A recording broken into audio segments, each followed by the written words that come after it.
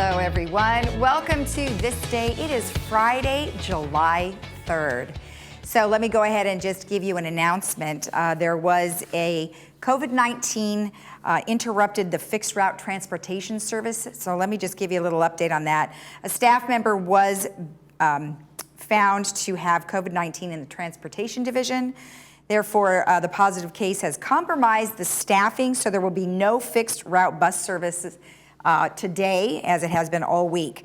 Now, the Journey program will continue to operate for those with medical needs. You just need to call 949-597-4659. Now, on our program today, we have Memorial Care Cancer Institute at Saddleback Medical Center, and that's with Dr. Linda Chan and Dr. Eric Passon. Then we also have Dr. Trin from Irvine Clinical Research. So a whole lot of great information for you.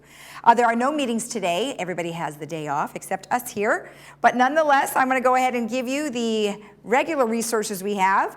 HOCHealthInfo.com is where you can get all of the information, numbers per city, by zip code now. CDC.gov, staying health with COVID-19. COVID19.ca.gov is where you can get all of the California numbers and the governor reopening plans. Or you could always go to our website, which is Laguna Woods Village alerts.com. And of course, you can email us at info@lagunawoodsvillage.com. Let's take a look at our weather. It's looking very nice for the weekend. In fact, it may not even be foggy at the beaches this weekend. So Friday, 81, 61, sunny. Saturday, 85, 63. Sunday, very warm, 89, 65. Monday, 86, 64. And Tuesday, 82, 63. Our sunrise and sunset, our sunrise was at 5:45, and our sunset will be at 8:04. What a lovely photo of our golf course sent by Jules Anderson. Thank you so much for sending that in. Of course, if you have a nice photo that you'd like to share with all of us, please email it to lagunawoodsvillagetv@gmail.com. All right, when we return, we are going to have Memorial Care, so stay with us.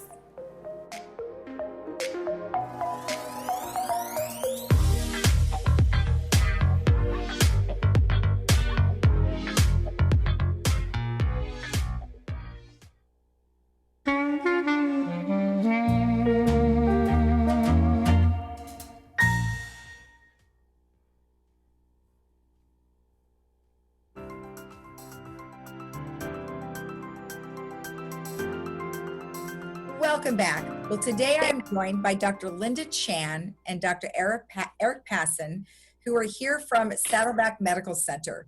Dr. Chan is a medical director of radiation oncology, and Dr. Eric Passon is a urologist at Saddleback Medical Center. Well, welcome both of you. I appreciate you taking the time. Thank you for having us. You're welcome. Now, Dr. Passon, let's talk a little bit about prostate cancer, and when do men need to start getting checked? So it varies across the board somewhat. For men who have no family history of prostate cancer, no first degree relative with prostate cancer, we typically start screening them at the age of 50. African American men who have a higher prevalence of prostate cancer in the population, we usually start screening at 45, and men with first degree relatives, whether that be a father or a brother with prostate cancer, we start at the age of 40. Okay, so that's a 10-year difference. Do you vary from that? Meaning, at what point would you go even younger? Interesting you say that. It brings up a patient that I diagnosed at the age of 37 who had a family history of prostate cancer. And he had seen someone who said, you know what, you're outside of the recommendations and we're not going to even screen you. And he came to me and we got a PSA. His PSA was elevated, and we'll talk a little bit about what PSA is in a second. But his exam was normal, and ultimately at 37, he had an aggressive form of prostate cancer. So to say these are clear-cut guidelines that should be followed, I think there's a gray area in there, and really a discussion with the patient is important and what they feel comfortable with. Exactly. And then you did lead into testing. So my next question was going to be about testing. So what kind of tests are available today for folks who either think that they have prostate cancer or they do have prostate cancer? Well, unfortunately, in this day and age, and we think, wow, we're in 2020, we should have a lot of like uniform tests that can determine if someone has prostate cancer. We don't have that type of test. What we use is the PSA, right? The PSA stands for prostate specific antigen. And when you think about the name, it's very appropriately named. It's a protein found in the blood that can be detected by just a simple blood test that is very specific of what's going on with the prostate. So when it's elevated, something is going on with the prostate. Not the liver, not the lungs, not the brain. None of those organs create this molecule. The problem is in detecting prostate cancer is benign conditions and prostate cancer can raise the PSA in the blood. So that blood test coupled with a very common exam, just a prostate exam or the digital rectal exam to feel the contour of the prostate. Is there any abnormalities of the prostate? Is there any nodularity of the prostate? These are the two mainstays of screening and testing that we use to determine prostate cancer. Okay. Do you think there's anything down the line that might be better? Have you heard of anything? There are a lot of adjunct tests that I use in practice, aside from the PSA and aside from the exam in suspicious men. Kind of many different tests, the 4K score, multi-parametric MRIs. These types of tests can further enhance the ability to detect prostate cancer, but there's not a clear, wow, when this test is elevated in the blood, it means you have prostate cancer. There's kind of the art of the diagnosis as well as a discussion with the patient and when, if they even want to be screened. So all this is important in the dialogue and coming to a conclusion about who to test and who to screen and who to diagnose. Okay. All right, good. And then let's talk a little bit about some of the symptoms that men might feel or notice. Absolutely. Fortunately, with the advent of screening, we rarely see symptoms of prostate cancer. And that's fortunate because when symptoms arise from prostate cancer, oftentimes it has spread, it has metastasized. So organ-confined prostate cancer, which is by and large what we routinely find, is pretty much diagnosed by PSA elevation, maybe an abnormality on exam. It's the metastatic cases, or the cases where there's either locally advanced disease or spread of disease, which cause symptoms. Bone pain can develop if there's spread of prostate cancer to the bone, and prostate cancer has a predilection of going to the bone. Ureteral obstruction can develop as well if a lymph node becomes encased around the ureter, and people have much similar symptoms as like they're passing a stone, right? A little very colicky pain. So when we talk about symptoms of prostate cancer, rarely do we see someone coming into the office that we diagnose with symptoms of prostate cancer. It's uniformly by an elevated PSA or an abnormality on exam. Okay. And I know you work very closely with Dr. Chan. Can you tell me at what point do you refer your patient to Dr. Chan? Absolutely. So once the diagnosis of prostate cancer is made, and that typically happens after a prostate biopsy, depending on the aggressiveness of the cancer, we do a staging evaluation. And I'm a firm believer in a multidisciplinary approach towards the treatment of prostate cancer. I myself am a surgeon, so I do a lot of prostatectomies, but men have to hear the radiation side of it also, because it's a fantastic curative modality for prostate cancer as well. So I will routinely refer to Dr. Chan for a radiation consultation, and then we work in coordination and hand in hand in mapping out the best option for the patient and what they want. So Dr. Chan, once a patient comes to you, what do you do for them? So when a patient comes to me, then I do a thorough evaluation of their history. I examine them again. But then I think the most important thing is that we launch into a very robust discussion about all of their treatment options. So like Dr. Paston discussed, he'll talk about surgery as a potential option for the patient where the prostate is physically removed from the body. And then I would talk about the 5 different radiation options that a prostate cancer patient might have and a detailed description of each one, the pros and cons of each, the side effects, and then at the end, which treatment recommendation might make the best sense for that particular patient. Now, your offices are in separate locations. So Dr. Chan, you are located in the Saddleback Medical Center. Where in the hospital is that? So that's interesting. We're actually not physically in the hospital. We are adjacent to the hospital. So we're in the Memorial Care Cancer Institute, which right now, especially in this COVID-19 era, is a blessing because we have a dedicated parking lot directly outside of our department. So patients can park for free right outside our front door. And we control the entire space. So there's robust screening, temperature screening of all the patients. And we try to protect everyone from accidental infection. That's great. That's good news. Let me ask you something. How is prostate cancer treatment evolved in terms of research, protocols, as well as clinical trials? Yeah, so there's a lot of movement in research for prostate cancer, obviously because it's one of the most diagnosed cancers in gentlemen, unfortunately. I think within the radiation sphere, I'm proud to say that we are offering a prostate research protocol, something called Stereotactic Radiosurgery. Now, even though the word surgery is in the name, there's no cutting involved, so I'm not encroaching on Dr. Paston's territory, but it's basically an invisible, almost like a laser beam that comes in through the patient.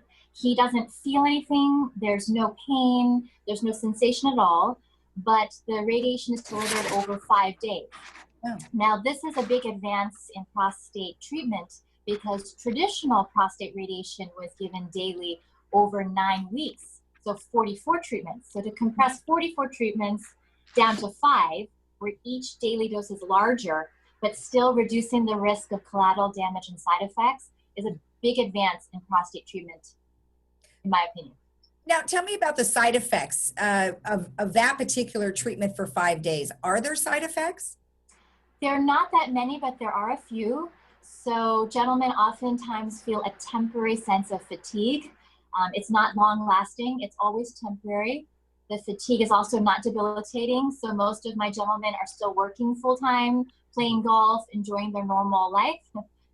There's also a risk of temporary irritation to the bladder or to the rectum, such that they're going to the bathroom a little bit more frequently, okay, or a little bit more urgently.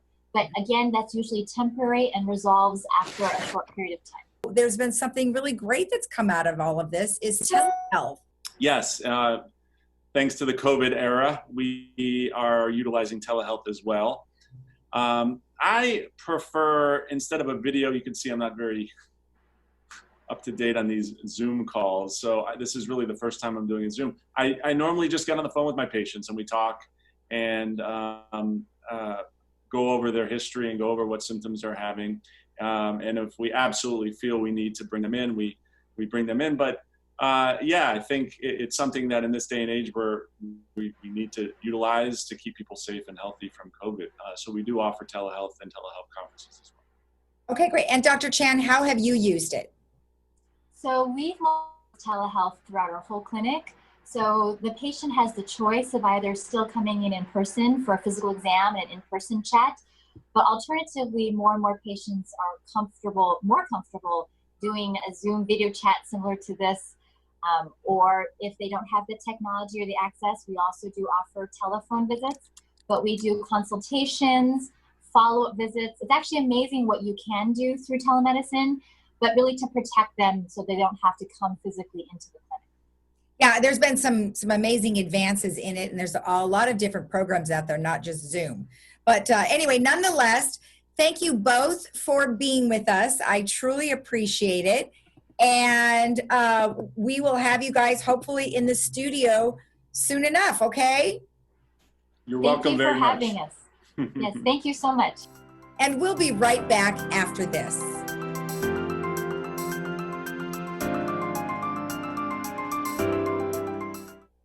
There are everyday actions to help prevent the spread of respiratory diseases. Wash your hands. Avoid close contact with people who are sick. Avoid touching your eyes, nose, and mouth. Stay home when you are sick. Cover your cough or sneeze. Clean and disinfect frequently touched objects with household cleaning spray. For more information, visit cdc.gov/COVID-19. This message brought to you by the National Association of Broadcasters and this station.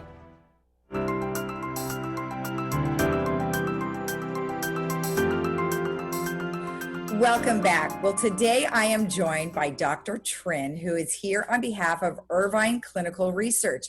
Well, hi, Dr. Trin. How are you? I am good. I'm good. Good to see you guys again. Good to see you. I know we're still in our remote status here, but nonetheless, I hear you've got some really good information. And what we're going to talk about is the connection between gut health and brain health.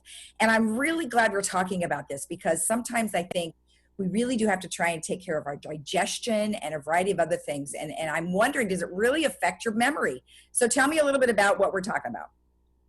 Yeah, completely connected. Over the last few years, we are starting to learn that what happens in our gut affects what happens up here. And the data that's being published in just major medical journals in the last 3 years, has been quite interesting to see the direction we're going. And of course, gut health affects, basically, we can affect gut health through nutrition, through lifestyle. So there's things that we can do to affect our gut health, and that directly affects up here. So really cool stuff. So take into consideration, our diet. A lot of people eat processed food and we probably don't eat enough fruits and vegetables. Or what are some of the things that we should be eating to help with this? Definitely. Well, when I say gut health, first of all, what does that mean? Right? What exactly does gut health mean? And in our gut basically starts from, our mouth, it goes down our esophagus, into our stomach, our small intestine, large intestine. So that's the entire gut. And our gut is one long tube, and it plays a larger role than just digesting your food. Did you know what else the gut does besides digest food? No. Yeah. Wait, yes, it breaks down stuff. Yeah. And yes, it breaks down stuff. And what breaks down stuff is this. It's really what we call the microbiome. The microbiome is all the bacteria and virus and fungi, all that stuff that lives in your gut. And there's trillions of them, that live in your gut. And so when I talk about gut health, it's also the health of your microbiome, your gut flora. And what's interesting is that when we think of bacteria, the first thing we think of is like bad stuff. But the truth is, the majority of bacteria that lives with you, the majority of bacteria that lives in your gut is actually good. They serve a good purpose, and they're good guys. There are bad guys that live in your gut, but the majority are probably good guys because they serve a function in your gut. They have a purpose in your gut. And so, yes, they help to break down food. They also help to break down toxins. But besides breaking down food and toxins, the other thing that your microbiome does is that it helps, believe it or not, to produce vitamins. Okay. Yeah. Do you know what kind of vitamins is produced by good bacteria that's required? I do not. Vitamin B12 is one. Oh, really? I didn't know that. Oh yeah, vitamin B12, and there are other vitamins that are required to be produced by the gut, and not just vitamins, but other substances that we call. I don't know if you ever heard the word neurotransmitters. Yes. So let me give you some examples. Let me tell you the 4 most significant neurotransmitters that is used by the brain. Number one is serotonin. Hmm. Have you heard of serotonin? Absolutely. Yeah. Do you remember what it does? Well, serotonin, isn't that aid in sleep? Or is that melatonin? That's That's melatonin. melatonin. Serotonin isn't that more of a uplifting type of, it makes you happier? Yeah.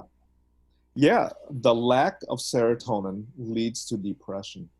Mm-hmm.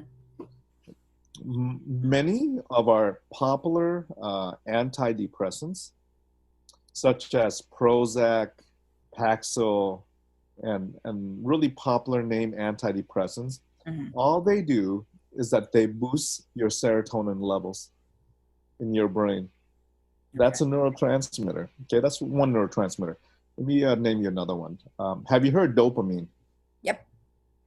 Do you know what dopamine does? Dopamine is the same. I think it's the same kind of thing where it helps relieve anxiety. Yeah. So dopamine basically stimulates pleasure. Mm-hmm. And so you're taking a break right now, right? Somewhere out in the desert. I remember remotely. Remotely, right? And so that's, that's pleasure. When you go on vacation and you do activities that are related to vacation, it stimulates dopamine. Mm-hmm. What's your favorite ice cream? Pistachio. Okay, what happens with that first bite of pistachio? You feel really good. That is dopamine. I got That it. is dopamine, right?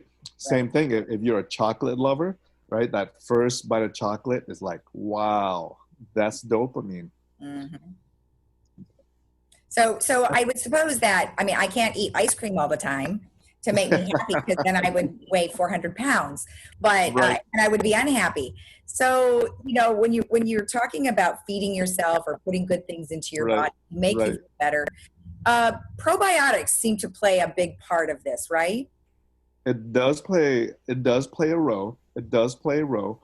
And the reason I'm bringing up these neurotransmitters like serotonin, dopamine, another one's called GABA, and then the fourth one is called acetylcholine. Not many people have heard of it, but the lack of acetylcholine leads to memory loss. I see. As a matter of fact, our FDA-approved medications that helps with Alzheimer's symptoms, which is the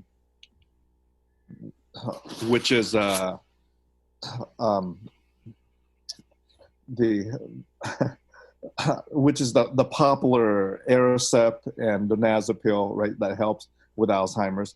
All they do is they boost acetylcholine levels in your brain to help with the symptoms of memory.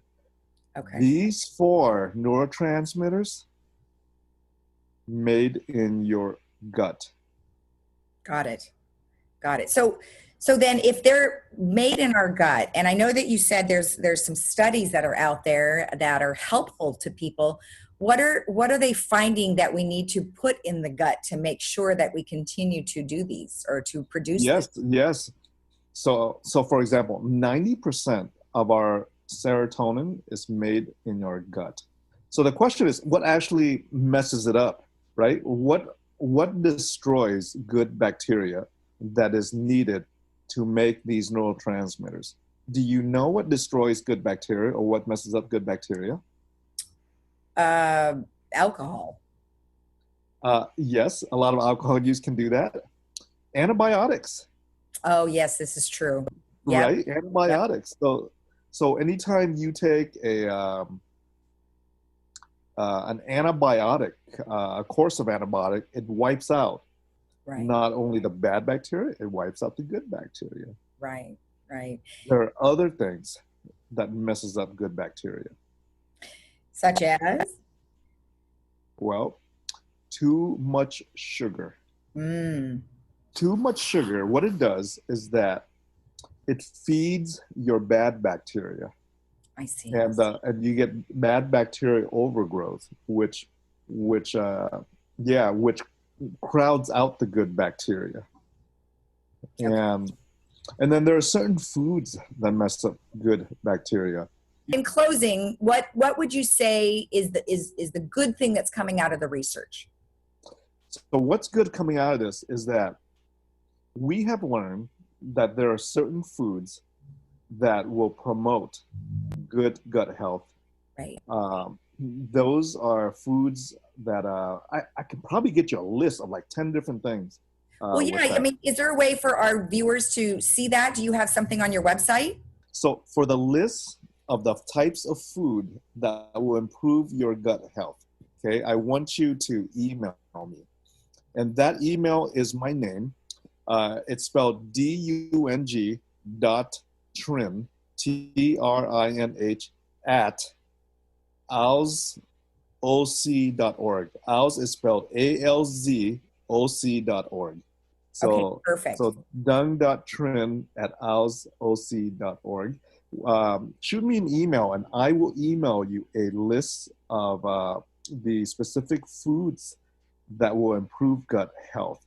And I'm so excited because we're actually bringing a clinical trial that utilizes a compound from brown seaweed. And that compound has been studied in Asia through clinical research and has been shown to improve memory in patients with mild memory loss or Alzheimer's. Amazing stuff. We're bringing it here to Irvine, and that's available to our your viewers and to patients and all that as well. Amazing stuff. Excellent. Well, we're all going to email you, so I'm sure you're going to have a flood of emails, including myself, because I need to know what to do as well, because I'm a sugarholic. So I need to get away from that. Thank you so much for taking the time, Dr. Trin. I appreciate it, and we will see you again. God bless. It's so good to talk to you. And we'll be right back after this.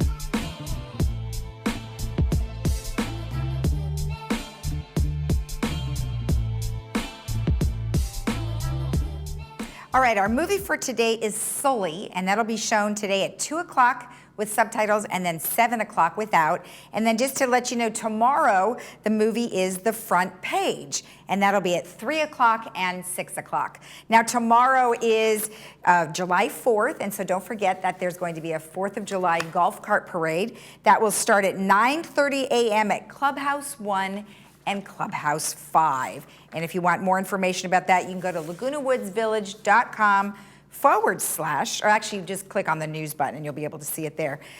I wanted to take one quick look at our weather again. It is looking lovely for our weekend. Today's gonna be 81, 61, so not as hot as the weekend is going to be. Saturday, 85, 63, Sunday, 89, 65, and then Monday, 86, 64 and 82, 63, and there's our waving flag. Awesome. Now we will not have a This Day tomorrow at 9 a.m. because we're all having the day off. So you guys have a fabulous weekend. We'll see you again here on Monday morning at 9 a.m., hopefully with the Jeff Parker update. And Paul's going to be filling in for me on Monday, so you can watch that at 9 o'clock on Monday. Have a great day in the village and have a super weekend. Happy 4th of July.